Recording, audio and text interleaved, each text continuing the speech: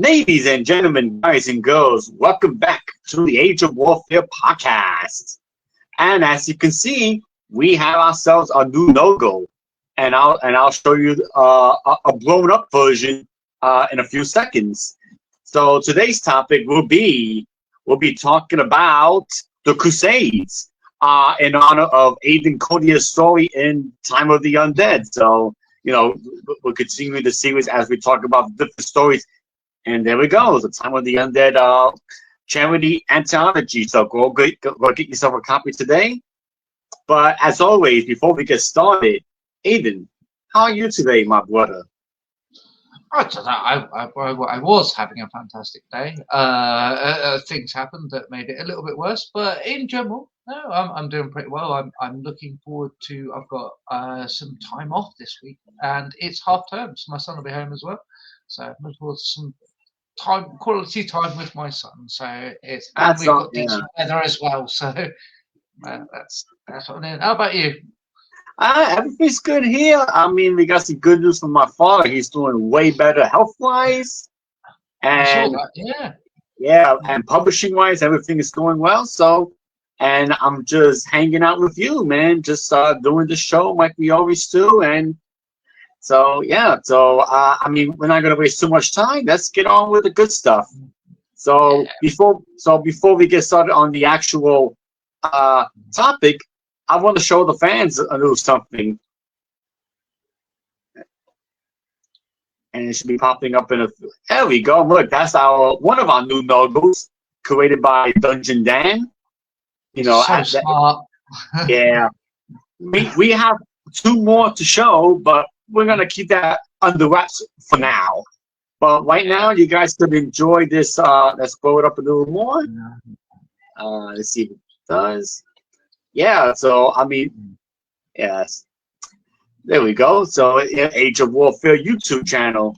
So, thank you, Dungeon Dan, for the charitable donation of what is going to be one of our new logos. So, let's stop showing that. And let's get into the topic at hand. Obviously, we are talking about the Crusades. So obviously, so before we get started, let me share my screen again because there's something else I want to show. The first Crusade, because obviously there were 3 Crusades, if I'm correct. There were a little bit more than 3. No, but more than 3. But here's the first Crusade. 3 main ones. 3 main ones, right? Yeah. In the Middle East, there were. In the Middle East.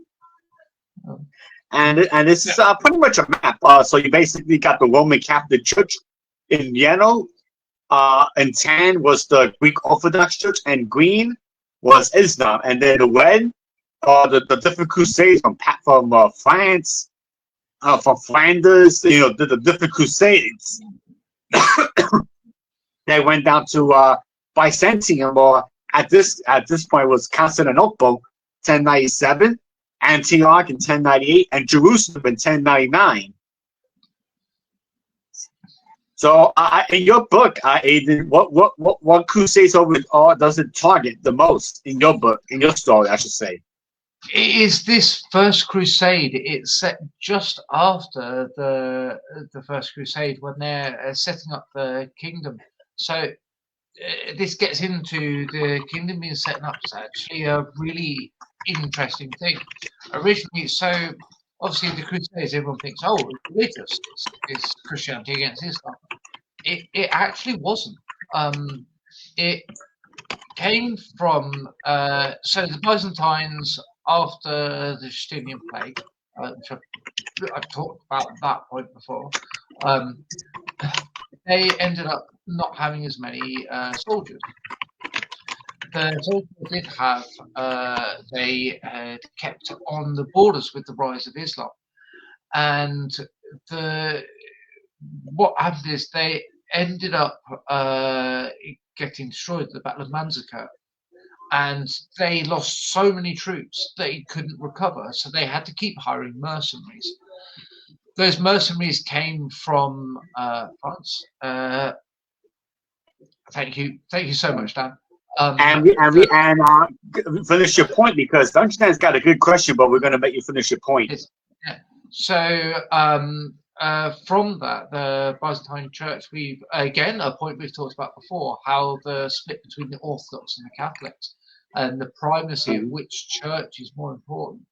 There was an offer for that. That offer went in as you will accept that you've got the primacy of the church. If you go out and get a bunch of troops to reconquer these lands, we don't have any left.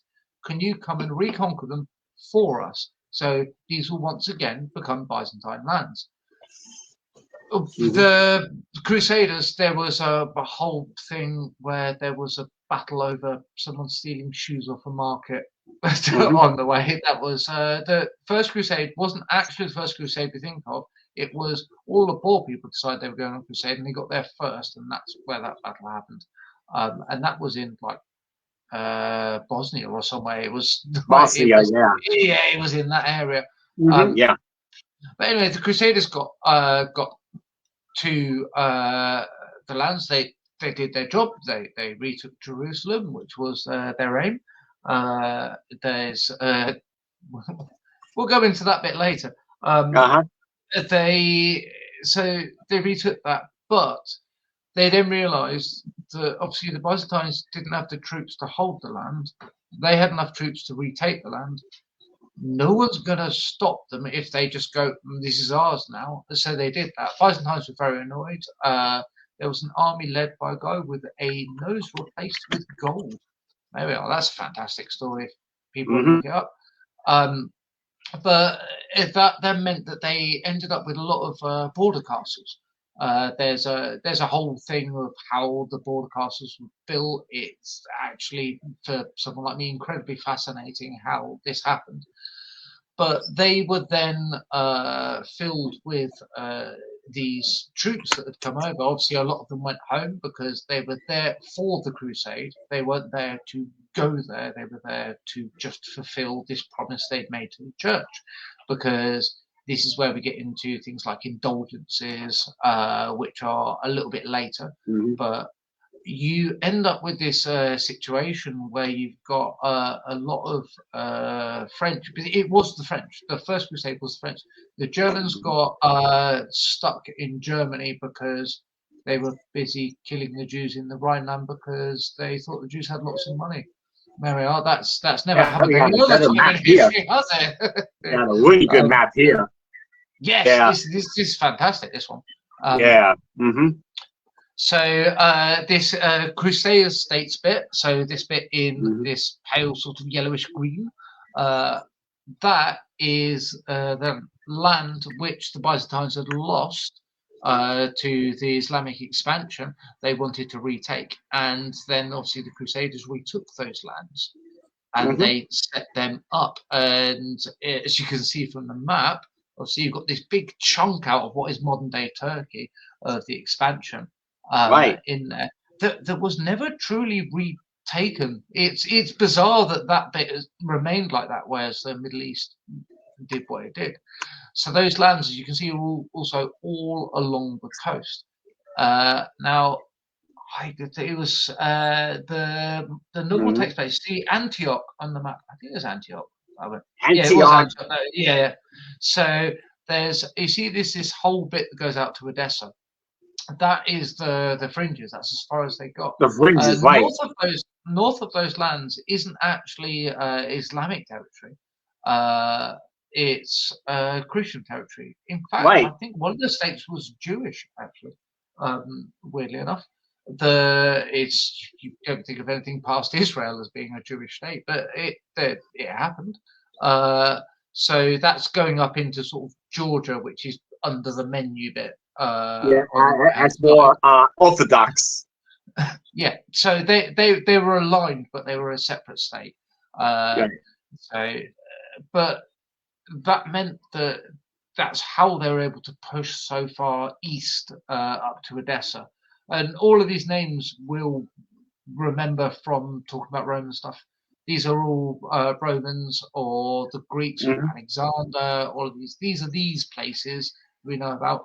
I'm pretty sure most of these are mentioned in the Bible as well. This is how old these places are. They are old places. Them being mentioned in the Bible, kind of important. Hence the religious angle to the Crusades. So we find this, they're on the coast and they're trying to hold this territory. It's after that initial invasion. It's right. You're trying to stop a re-invasion. You're trying to stop people coming back. So later on, you had the Turks, because the Turks weren't in Turkey as we know it now. This is something we've talked about many times, of the expansion from the Caucasus Mountains and lots of horse archers, our favorite thing. My favorite. And you get this expansion to retake those areas. So I set what I was doing at that point when these the Turkish invasion of these areas happened, to retake them, and that's where history is set for what I've written, and then I diverge from there to get what is the thing that we'll read. I think I said it 1090. No, it'd be 1190. No, 1105. 1105 to 1106, somewhere around there. I think somewhere around there. Yeah, I remember looking up the exact date and mapping the exact expansion and which castle was taken. I did a hell of a lot of research on it as well. But anyway, I didn't want to miss Dungeon Dan's question. He's got an interesting one. Were the Templar Knights involved in the first 3 Crusades? The Templar Knights. So what's quite interesting is the Templar Knights are they're from the Templar bit, comes from the temple. There's this temple on the mount. It's from Jerusalem. So First Crusade obviously not involved, because the temple wasn't part of the kingdoms. It was after that. So one of the big things about the Crusade was allowing people to go on pilgrimage without getting attacked, and they need to be protected. With what I've said before, obviously, while the lands were taken again by Christendom, a lot of those people went home. So they had very few forces to protect the borders, and that's all they could do. So they didn't really have anyone to protect the roads properly. A group of very religious knights decided they would do this, and they were quite poor. The symbol of the Templars is 3 people on a horse, to symbolize how poor they were. As well, when they started, obviously, things happened later on. So you're talking from about the Second Crusade that they start to come up, and these orders come up. So you got Knights Hospitaller as well, Knights of the Hospital, which looked after people. So all of these orders have their roots in protecting people, looking after people. So the Templars were stopping people getting mugged on the road. The Hospitallers were, if they got mugged on the road, they'd heal them up. Not in an Age of Empires, well away, but in another way. You then even had in one of the later ones, you had the Knights of Lazarus, who were all lepers. There was an entire knightly order that was lepers, which is one of my favourite ones. But the Knights Templar are as we know them, the incarnation that we think of is very late. You're talking 5th Crusade level type of thing that we know of, because we know the end of the Knight Templars is what people know of. But the early stages came out of this initial part of the Crusades of needing to protect the roads, and then they formed a group of people, got their license from the church, and that's where that went forward. Dungeon Dan's got another interesting question. Edessa and Antioch, I think, were areas of Alexander the Great victories. Were they also concorded in the Crusades? Oh yeah, they were. They were actually the big targets of the Crusades. You know, in fact, I played the medieval 2 Total War, the Crusades campaign. Antioch and Edessa are 2 of the biggest settlements in that particular campaign, next to Jerusalem. So yeah, so absolutely, and yes, they were part of Alexander the Great's victories as well. So you know, a little connection there in history from quite a classical era to the Crusades. It's what's great is if you think of it in modern terms, it's think of the Crusades as a Kickstarter campaign. Edessa was a stretch goal that was achieved. All the other Crusades were Kickstarter campaigns that never fulfilled their goal. There was the one that went into Egypt so they could go through Egypt, through the Sahara and up. Yeah, they got stuck in Egypt. That was Richard Lionheart. That was that campaign. The last Crusade to actually, which was the last Crusade actually, was led by the Mongols. From the east, they went through and absolutely destroyed everything because it's Mongols, and that's what they did. Outside of the first Crusade, the most successful was the last Crusade. Other than that, it was essentially propping up what they had. And Dungeon, this is why we do the show, to educate you. So I'm glad that you learned something. Very good. Yes. There we are. Yes. And before we move on to the next topic, I wanted to show you an illustration. Let's give it a little time to pop up. This is an illustration of the attack on Antioch. Let's see. There we go. So it's a painting. This is the attack of Antioch, the siege of Antioch during the Crusades. I love this painting. It's really. It looks simple enough, but when you dig into it, to the meaning of it, it actually paints a pretty clear picture of what was going on. It's one of the things I find ever so fascinating about a lot of this medieval artwork is like, well, clearly they're outscaled for what they're in and stuff like that. It's like you go from a technical aspect, you go, well, it's crap, but if you actually look at it from, as you're saying, from the angle of what it's showing, they got it spot on so many times. Like there's a bunch of archers and there's a bunch of guys defending a place with rocks and arrows, and there was a king involved. I'm like, there's a king, there's a castle, there's guys with bows. That's all you need to know from this picture, and it shows you what is happening. There's weirdly enough, the majority of early evidence for armor in the medieval period. So my master specialism is the First Crusade medieval weapons and armor. And most of the sources are these pictures. They're actually really accurate of what people were wearing. I corroborated a lot of them with archaeological evidence, and it is they were showing something. They got that core point down, and it's one of the things. It's one of the things that we think of art as more. Someone is producing a photographic thing, but with older mediums. That's how we think of art nowadays. That's not how art was meant back then. And it's so you see how the king's a lot bigger. It's because he's more important.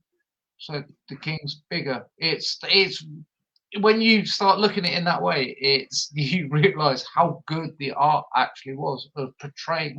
It's kind of like propaganda in a way. It's a good yeah. This is a good question. The guy on the Castle website, is he needing the dungeon? I think he's holding a rock and he's literally throwing it. So he's throwing a rock. It's literally what you can see. Guy has rock. He's throwing rock because that's how you defend the castle. You can meme speak from a drum. They used to call that. You know what they call that? Even a drum tower. You for a drum tower where it was perfect for archers and they on drum tower they would even install ballistas and catapults to defend the bigger cities. I don't know if you knew that. Yeah, on drum tower they would install catapults and other siege weapons to defend the castles. And medieval combat was pretty crazy. The way that Yes, they defend Dungeon, yeah. castles is also, when you look at the castle, you think, oh, they defend it from the battlements. No, they didn't. Literally, we just don't have the bit they defend it from. They used to build wooden stuff. You see in films sometimes as well, that they build what is we'd all think of as a garden shed or a shack or something that sticks on the outside. And they'd build that over, and it's the same principle as what you're talking about, Angel. Of it gives you the extra reach to be able to do that thing, as well. And I'm Dungeon just Dan wanted to ask. yeah, I've just seen that, and I'm just going to go to my bookcase. Give me 2 seconds. All right, so yeah, we're gonna get an answer for that, Dungeon Dan. Just hold on a minute. You know, research as we go live. My research, Dungeon Dan. I'm glad you're here for it. And here we go. We got the Nibelian with the books. So these are hefty tomes. So here, God's War. God's War. This is fantastic. It basically takes you through everything. The Templars do turn up in that, and then you've got this one, which is almost as big. So these two authors, I don't know if you can see the names, are Christopher Tyman and Thomas Asbridge. They are, well, at the time I was studying them, they were very, very prominent in the that space of, they had that that point of being the famous author as well. So they're slightly easier to get hold of. Because so one of the big things about writing about history is I could show you some of my stuff. The reason I picked these two is they are authors that you'd be able to get hold of quite easily. Some of the other stuff I've got is a little bit more sort of specific, specialist type of things you find.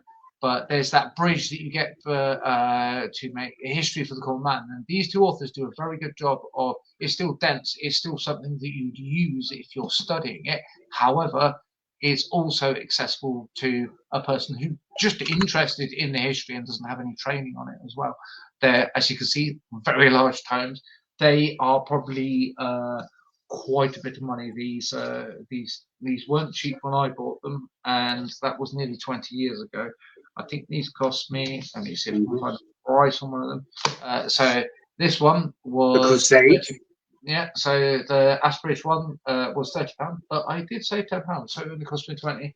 That was 20 years ago that this cost me that. So you're probably looking at a good $50 for a book that size. But those two authors are that's your go-to. Find out. I have a whole bunch of other books on the Templars. I tend to find books, really, really cheap books. You know, the sort of the ones you'd buy in a. This is me not using yourselves. I was going to say petrol station, but that's not right for the US. Gas station. There we are. That you find in the gas station stand. Those Templar books. There's, if you know enough about it, you can wheel out the. Well, this is just hyperbole and things.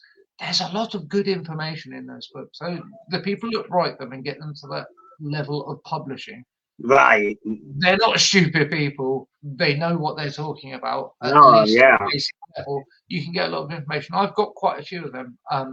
People bought them as presents for me, or I bought them myself for many years. And just it literally, if you want to know, just buy anything that is on that. Those two authors, if you want to get into the nitty-gritty of proper history, go for them. But if you just want to learn about Templars, like anything that's got a big old red cross on the front cover, that'll do you. As well. Some of the fiction ones as well. There's a brilliant fiction one that has my favourite opening in a book, which is I'm going to butcher it, but it's a monk falling from a cliff. But you don't know he's falling from a cliff. The wind was flowing through his hair as he fell from a cliff. Now that is a good opening to a book. It's set in the modern day. It's one of those Templar mystery type of thing. Absolutely brilliant book, cheap, sort of thing you'd buy at an airport. But Yeah, literally, just go and buy anything. All of the information you will find it repeated many times. Just, the more you can get, the better you get. Right. Exactly. And there we are, talking about the giant red cross. Yeah. Yep. The giant red cross. But I actually wanted to point out the significant figure in the Crusades. And we're jumping a little ahead, but my first introduction to the Crusades was obviously Age of Empires 2. So here we go with the video game, and I played Frederick Barbarossa campaign, and that was my first introduction to the Crusades. That's Frederick Barbarossa. He was he was a crusader during the head in. That second battle on that campaign took me so long to complete. Yes, I know. Anyway, sorry, I interrupted there. No, that's okay. No, that's perfect. You understand my pain with that campaign, Frederick Barbarossa. Now, for those who may not know who Frederick Barbarossa was, he was actually one of the biggest. He was a Frederick the First of the Holy Roman Empire. And the big confusion of the Holy Roman Empire, which was early Germany. So basically, he was the holy. He led a crusade to the Middle East. Yeah. So there's something I'd like to say about this picture. What's really interesting is you can tell that it's time of the Crusades, because it's clearly Western art through some of the things, like the size of the person, the way the person is styled. However, there are so many Byzantine influences in it. It's absolutely insane. The orb, the eyes. The eyes was a weird thing for the Byzantines. That goes into Egyptian mythology as well, right? But the eyes got bigger because there was a whole thing. That's for a different podcast. But the artistic style of it shows that mix of what the Crusaders brought back. So interesting story here with the style of churches. So when you think of a mosque, you think of building, minarets, dome on top. That's a mosque, quite clearly. Church, big facade on the front, fairly linear, shaped like a cross, lots of old stuff on the front of it. However, you go to the Middle East, in some of the Crusader areas, it's the opposite way around. They just reconsecrated them. Like, there were so many mosques that were churches and so many churches that were mosques. It's absolutely insane. However, the Templars is one of the things that they got accused of not being Christian enough. Because you go to the Temple in London. So the Temple is just behind Fleet Street. It's a very important part of London. Fleet Street being the main banking. In fact, it's right behind C. Hoare & Co., which is the Gringotts Bank for anyone that does Harry Potter stuff. My girlfriend at uni, her dad was the facilities manager of that. That's a weird connection for you. And that's where she banks. Duncan is asking, the book that was being held up by Frederick Barbarossa, was that by someone? Is that that might be the Bible. I'm not entirely sure. It probably is the Bible. It'll be the Bible. Back in that day and age, you were a massive reader if you had a bookshelf with 5 books on it.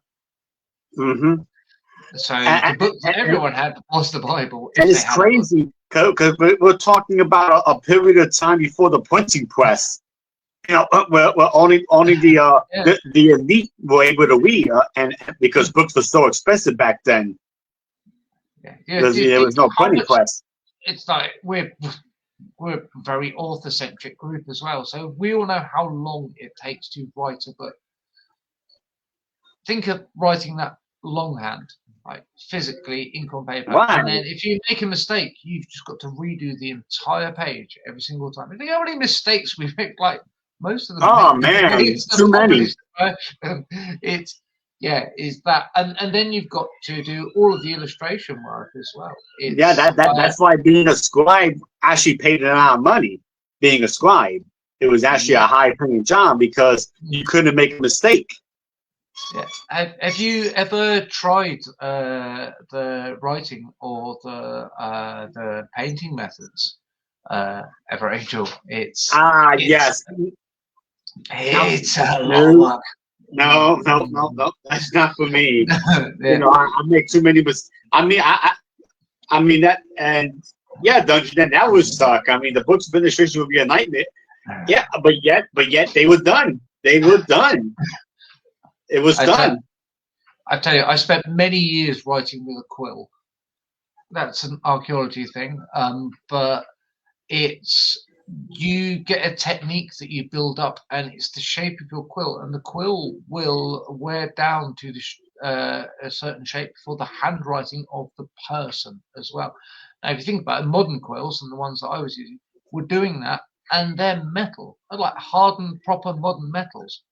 They were using like goose feathers, like that was what their quills were, and it's brilliant. I've tried it. It looks really nice. It just takes forever. Yeah, it's not the most fun experience out there. But I mean, yeah, if you did it back then, hey, you made yourself a living. In fact, scribes were one of the highest tiers of society. And here's a picture of a bunch of Crusaders. Just a random picture I found.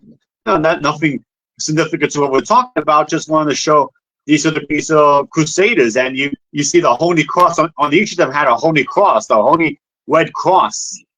So you can tell which order they're from. So the guy on the right, as you look at the screen, on the white horse, he is a Templar because he has a white background and a white background with the red cross. The red cross. While the guy on the left is a Hospitaller, but he has a black background with a white cross. By the helmets. This is a later painting. This is like more like 1800. But you know what's funny? This is representing a later crusade. So what's funny, Ethan? Dan's earlier question. Yeah. I just saw something. I just saw realized something.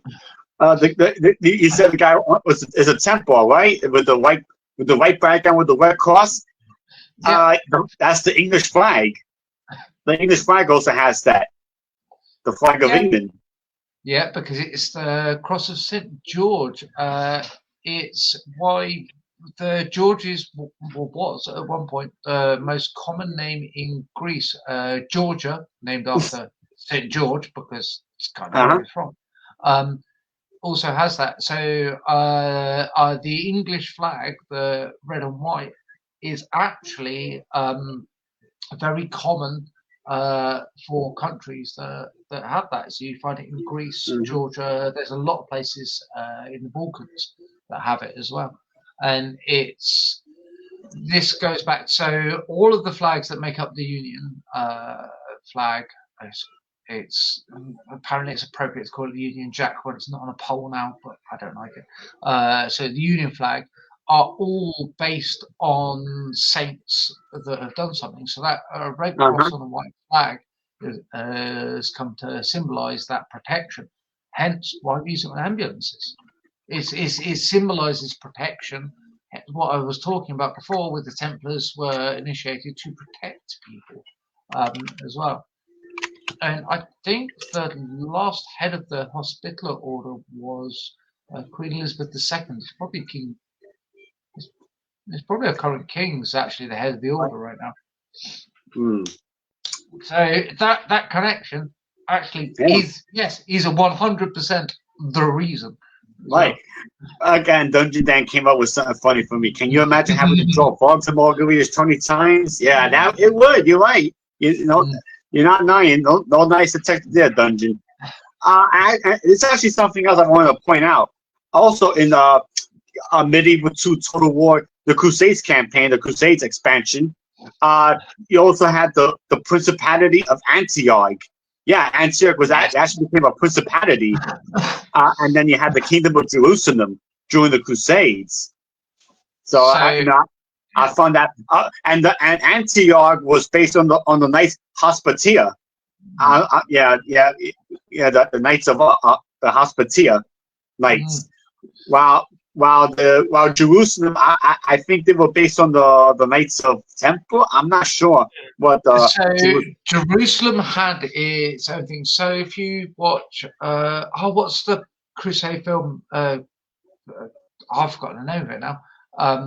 That film shows it quite nicely that Jerusalem had its secular government, but the Templars were more prominent there. So you're right that it was essentially Templars around the Jerusalem bit, Hospitaller around the Antioch bit. It's a simple division of a way of doing it, and you find there's a lot of crossover as well because they weren't at loggerheads with each other. But the Templars and the Kingdom of Jerusalem were, as shown in that film. But that's a lot later that happens. That's a political thing when people got power.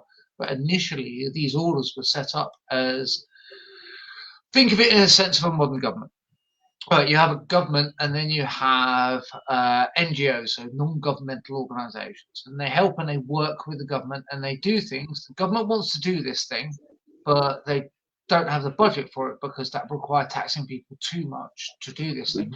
So they use some of that money to help this organization, and then that organization uses donations then to help other people. That is essentially how these knightly orders were formed. They were a non-governmental organization that did something the government couldn't quite afford to do as well. So hence why they got prominent areas, because it was, as you say, Principality of Antioch and Jerusalem. They were separate. So the Templars were the NGO for there, and the Hospitallers were the NGO for the Antioch side of things. And it's a lot of simplification in there, but it's generally how that works as well. It never occurred to me how, but now I understand why medics in war wear the white cross on the white background. Yep, and it's, if you see, obviously we see stuff about Gaza in the news. If you look at the ambulances, obviously there's a distinct lack of Christians in that area at the moment. So you'll see the ambulances actually use the crescent as well, and it's green as well. And the green behind it has it's a similar route as well for that as well. And one of the things that people often forget as well is the whole chivalry idea, and people especially talk about this, going slightly political but not too far, is you'll find these people like, oh, well, it's all chivalry and Templars and like, chivalry was actually invented by the Muslims in Baghdad. We knew about it because of the Crusades, and we brought that back through into Europe. Hence, it's a similar route to why the temple that I was talking about earlier in London is called the Temple, but also has a domed roof as well, because it was influenced. If you find any church with a domed roof, it probably has a link to the Templars. UK only, obviously. In the US, you do weird stuff, so you probably can't go that route over there. But over here, if it's got a domed roof, it's Templars. Now we want to move on to the Second Crusade. What happened in the Second Crusade? So another historians call the Second Crusade kind of a failure as a whole. It's kind of, that the Crusades was a failure. The Second Crusade. We all know it's rare that a sequel outpaces the first. So yeah, exactly. Right. Yeah, it's crazy, right? But yeah. So basically, the Second Crusade was when European armies tried to march into Anatolia, and Anatolia is modern day Turkey. Anatolia. That's that bit that I was pointing out on the map that we saw earlier, where they've done this. And by the way, it's another good thing. This is the siege of Damascus, which is south of Antioch. Damascus. The Damascus Steel, which people have heard about, which is a a misnomer, but quite interesting. This is a painting from the 1600s, 1700s. It's quite a late painting as well. With the I mean, so you can tell because it's rich, and you got the most like you got the German flag here. This is the Holy Roman Empire. You can tell by the eagles. So it's more like the whole. As you'll notice, also there's a cross on the flag. Nearly every single one of the kingdoms had a cross. That's the Kingdom of Jerusalem.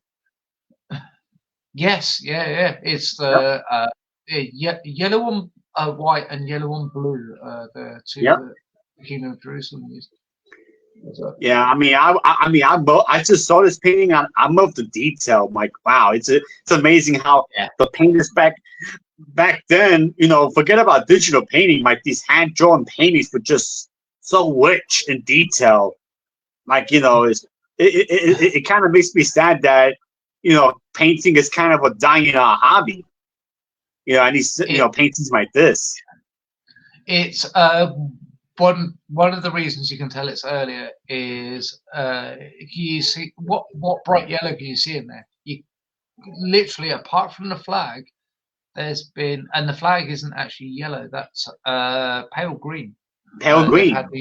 They've had to use pale green to substitute for yellow because yellow didn't come into the art aspect until really late. You're talking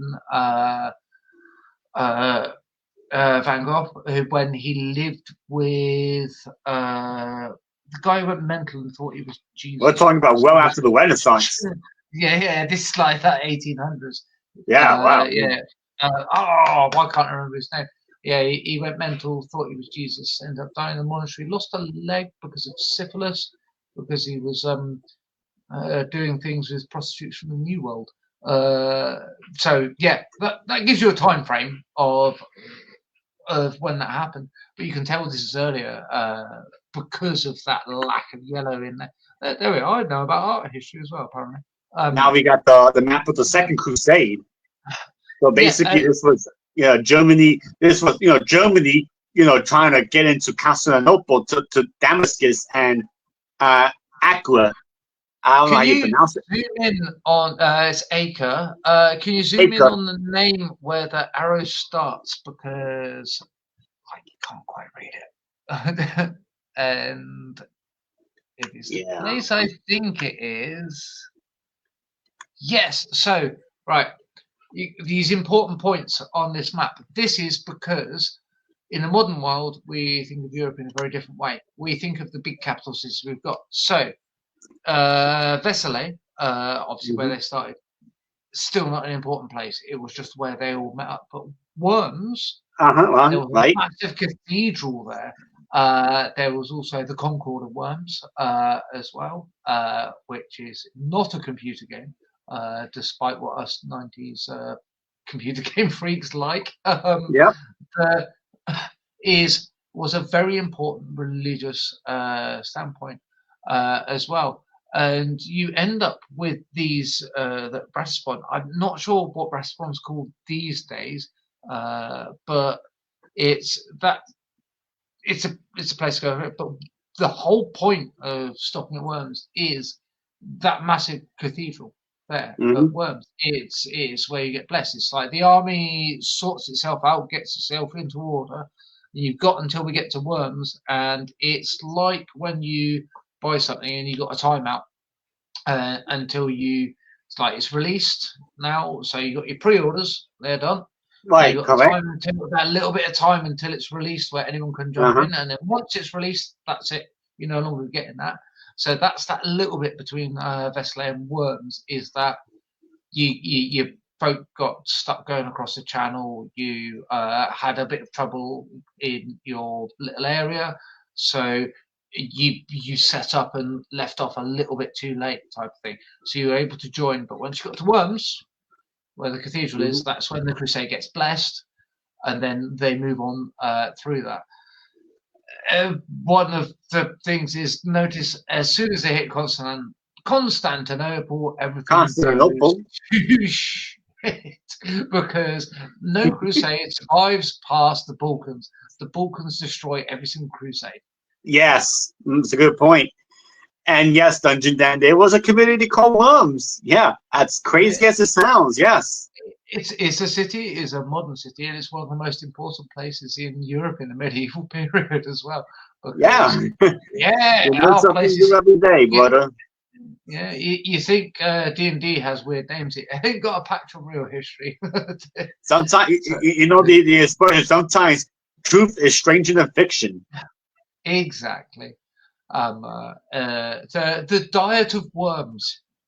Look up the diet of worms. It's actually a massive thing. It's about a conference. It's got nothing to do with people eating wriggly animals. Yeah, But yeah, the diet of worms is quite famous. That also comes in later on with Protestantism coming in, but that's not the subject for this. But yeah, it's a very important place in European history up oh, until about hold on, 1700. Aiden. I actually got a better map here. Ooh, oh, I do Yeah, like this is native map. an even better map here. So I mean, yeah, realistically, what the hell were we doing? Like, I know we love ourselves Portugal. Portugal is the longest ally of England and uh-huh. by that the UK. So if Portugal asks us to help, we turn up. But we just skipped the entire crusade and just popped over to like. Apparently, these Muslims were closer. That was the logic there as well. But if you notice the start of the blue one was that's going to be Metz, isn't it? That's the newest the seventh. Yeah, that's that. Yeah, Metz again, massive cathedral.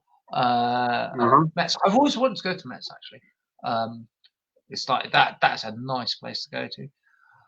Yeah, So and yeah. So it's newest the seventh.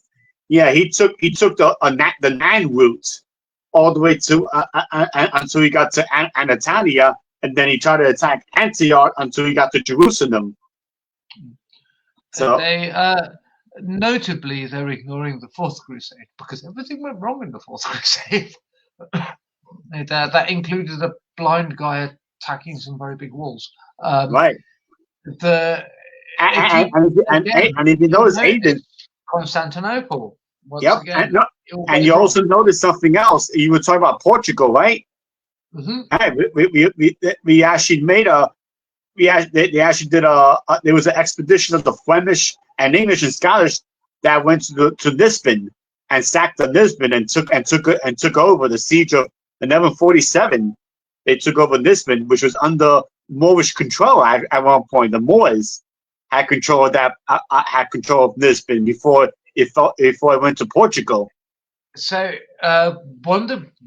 this gets to a really interesting bit of European history that people often forget about is the initial Islamic expansion Uh-huh. took the entirety of what we now know as Spain and Portugal, the entire Iberian Peninsula. They didn't stop there. The first Battle of Cressy was actually against the Muslims, which is how they were able to recruit people for the First Crusade. If you go back into knightly law, if you're looking at that type of thing, you go back and they like under Charlemagne, they're fighting against this Islamic expansion into Europe. If that battle against Cressy had been lost, then Spain and France would be Islamic to this day. Right. What Yeah. gets even weirder is Yeah. once you get into late Crusades, after the Islamic expansion, once you have a big empire, it starts to collapse and separate into separate parts. We know this, Romans, Alexander. It's just a common thing. The British Empire wasn't quite around long enough to do that, but when it collapsed, constituent parts again, Commonwealth, pretty much the same thing. The US empire is currently doing that at the moment, and we're seeing these separations come out of. Well, it was quite a few years ago. You had the California looking at a Brexit style thing. It was around 2016, obviously when Brexit happened. But you see this in when something gets very big. as an area, people go, oh no, we need to shrink this down. There's too many people for this thing. Yeah. So you do that, and you get this in the Iberian Peninsula as well. So you have with the shrinkage, you get the caliphates that come in. And in the East Coast, you get where New Carthage is one of the big places of this. But you get, sorry. Take your time. The Sufis, which branch of Islam, and they're all about knowledge. So if you look at the Jewish migrations of people, where they basically went from what is now Israel, round, ended up in Spain, went round up through Europe, through various things that went wrong, got blamed for everything, ended up in Poland, and Russian Revolution ended back in Israel. So the whole circuit, really. And if you look at even the DNA of the Ashkenazi Jewish population, there's these really big signifiers in the Iberian Peninsula with Spain. But it's not just from these Christian populations coming in. It's also from the Islamic populations coming the other direction, obviously. We can see it split. The Sufis were all about knowledge. That was their main thing. So they gave a home to Jewish people. They were one of the groups. So there's a thing in Islam called the people of the book, that you don't harm the people of the book. Went completely out the window with the Crusades, obviously, because it was you don't fight Christians and Jews because they were all Abrahamic faiths. The Sufis took that to heart, and they were all about knowledge. So when you talk about Islam bringing back the ancient Greek knowledge back into European consciousness, is through the Sufis in the eastern part of Spain. So this reconquista of Spain, you end up with the east coast being relatively late. That's why it sticks really far up, even at this stage, because that's an area where that knowledge is being transferred. And even at that time, people were, we might fight against you. Like the whole El Cid thing. It's like El Cid was one of my favorite movies as a kid. You find this fighting, but even with the fighting, they still understood that knowledge needed to be preserved. We all put F in the chat for Library of Alexandria here. That type of situation going on. Cordoba was another massive place for this going on. This knowledge transfer. And this is where we start to get, we call it Renaissance, the Renaissance, and it's later. But there was also an earlier one.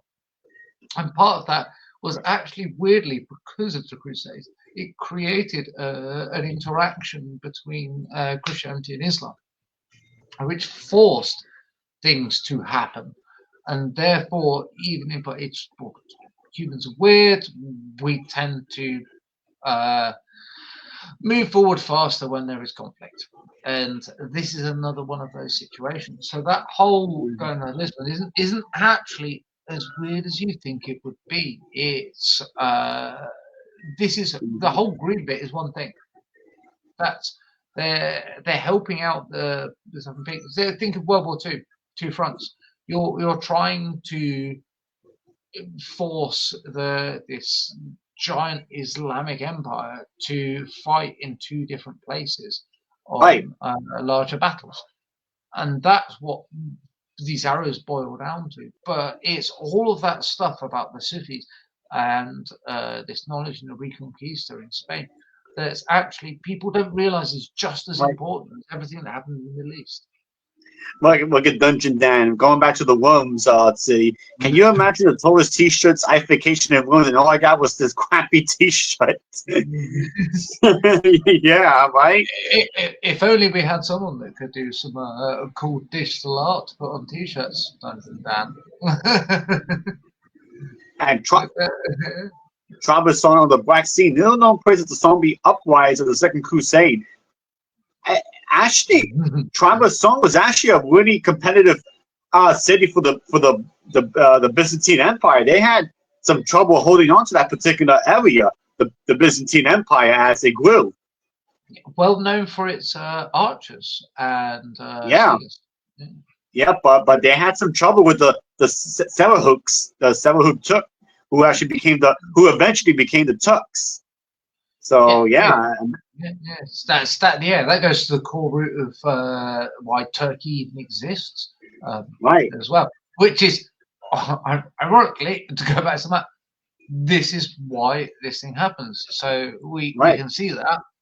What Dungeon Dan is talking about is the place on the far right of this map. The far right, like the Black Sea. Yeah, just on this edge of the Black Sea. Yeah. Yep.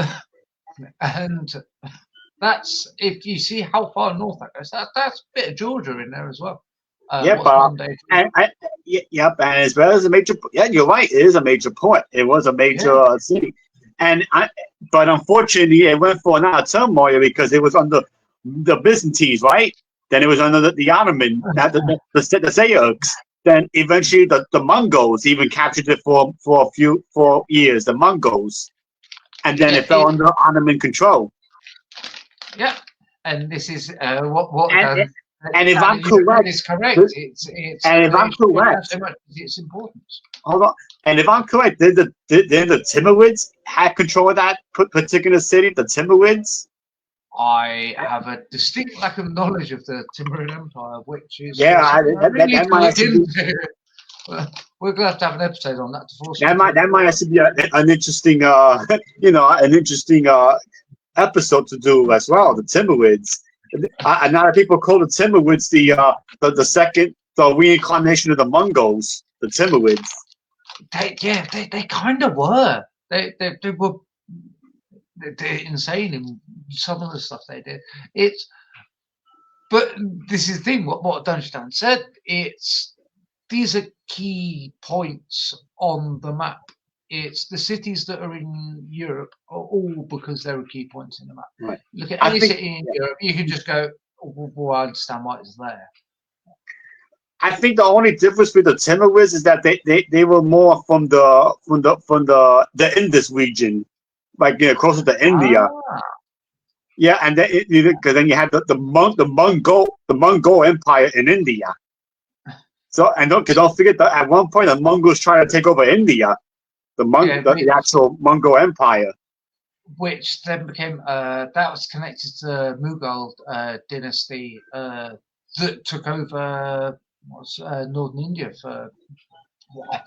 I think they took it over for long enough that we fought them when we took India. Well, the thing, Dungeon Dan, the thing is, India's really good with history, but I think when it comes to Eastern Indian history, Far East history, we kind of still have enough to learn. We did episodes on this, didn't we? We just don't know about this area. It's like my Bactria historian never even Bactria when we did the Bactrian episode, there was still not a mystery surrounding Bactria and in the Greek kingdom. The Bactrians. And that's even got a Western connection to it as well. And I knew some stuff about it, but Dungeon Dan raises a really good point as well, because historians not being informed is quite a common thing. It's I know you're joking. Yeah, but you actually make a good point, though. Yeah. But it's a very good point, and it's very pertinent to the Crusades. So a lot of people, it's until you really study the Crusades, most people go, "What's a religious war?" And people say the Crusades, and you're like, "Yeah, it is, but it's really not at the same time." It's too simplistic. It's an excuse for a war that they used. To get people over there. The real reasons were the Pope got fed up with us invading France and causing a lot of warfare, which meant that a lot of the monasteries were getting burnt down and all their stuff stolen because where was all the money? In monasteries. It's the exact same thing the Vikings were doing like a couple of 100 years earlier.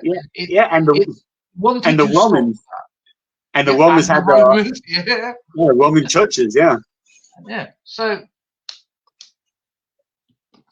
what you tend to find with this is that even amongst the history crowd,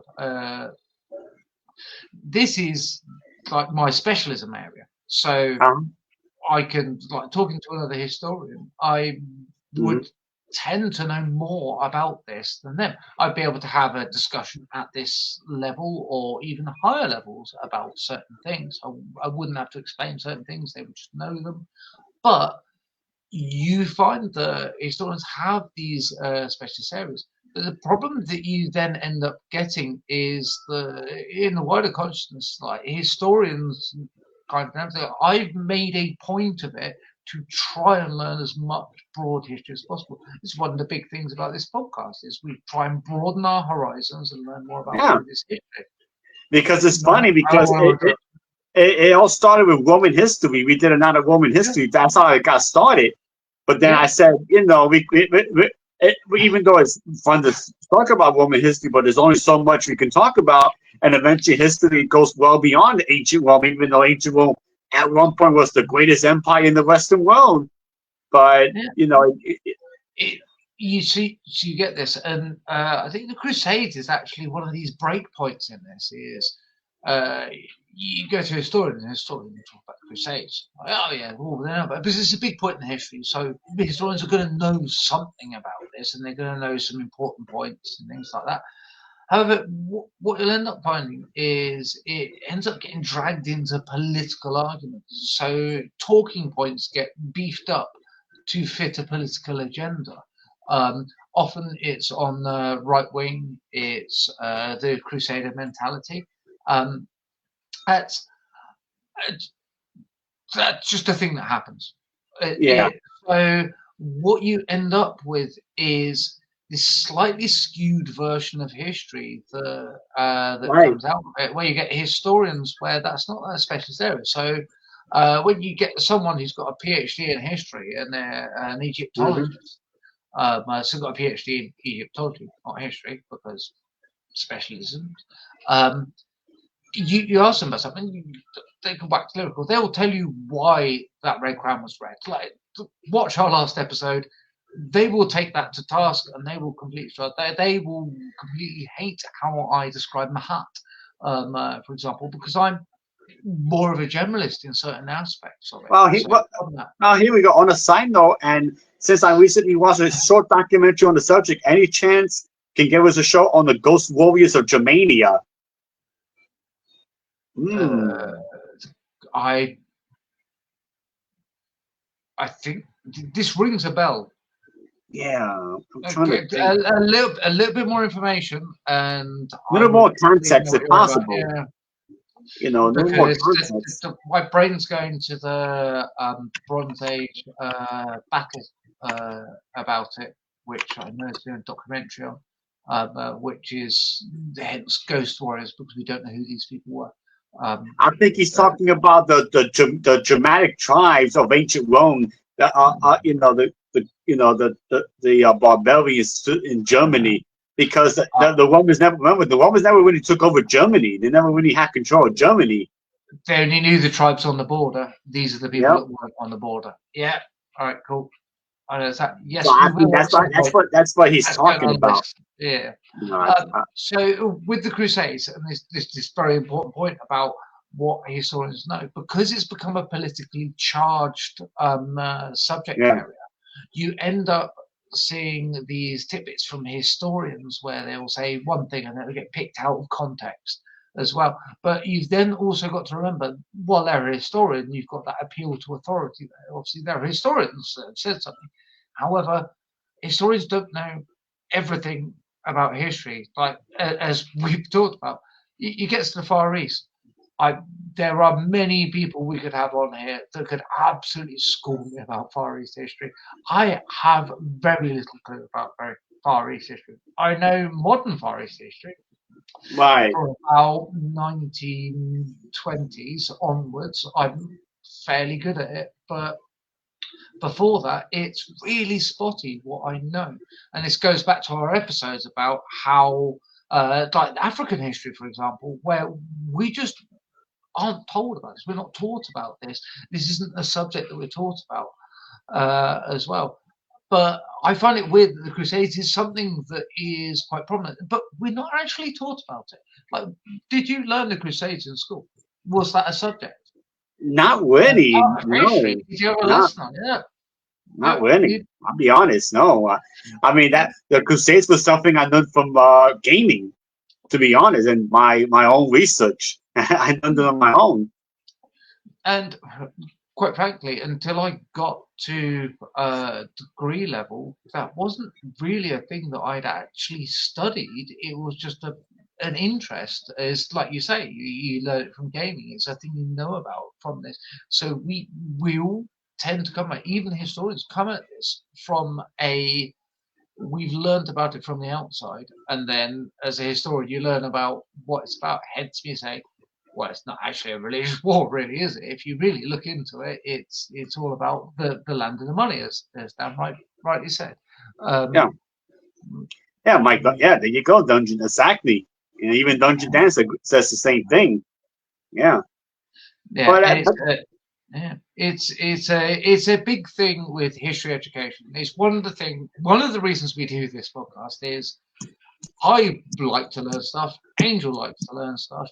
We've got a bunch of knowledge, and we'd like you to learn stuff. So ask us about this, and we'll research. We love ourselves some history, and a lot of this you're just not taught properly in school.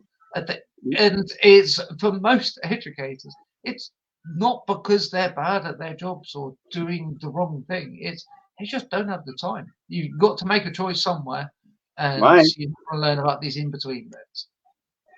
So, but anyway, Aiden, we are well over the hour. So, I mean, this was another solid episode.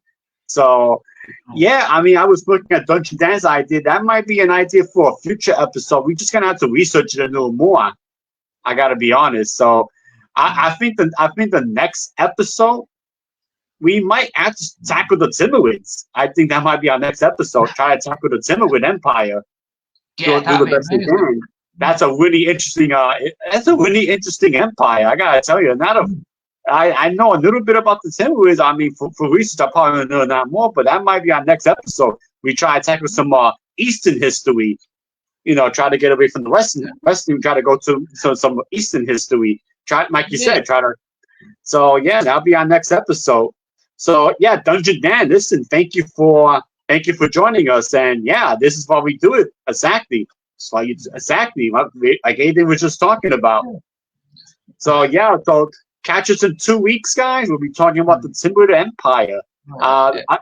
According to yep, I'm looking forward to that one. Yeah, many people call them the grandkids of the Mongol Empire, and there's actually going to be a bit of a connection because Tamir, the name, is actually connected to Genghis Khan. Tamir, the name. The whole Tamerlane myth. I know about the Tamerlane myth. And that's a bit I do know. But we're not going to talk too much about that right now. You just have to tune in 2 weeks from now. So So this has been Tutorial Actions Maximus. That's been the Gate Aiden Cordier. We'll see you in 2 weeks, and we'll reveal the next no-go of the Age of Warfare podcast. We're going to be revealing that no-go in the next episode too. So come check us out. Thank you for joining us. As always, questions and comments are welcome. And check us out on YouTube, on the Book Assignment podcast on YouTube. And you can also check out some other fine stuff. And one more thing, Aiden, before we go, check out the Time of the Undead charity Antiology. It's all for NKH research. All proceeds will be going to charity. So go check that out. It's got some girth to it as well. So you're not going to be disappointed. But until then, guys, thank you for another wonderful show. We'll see you guys later.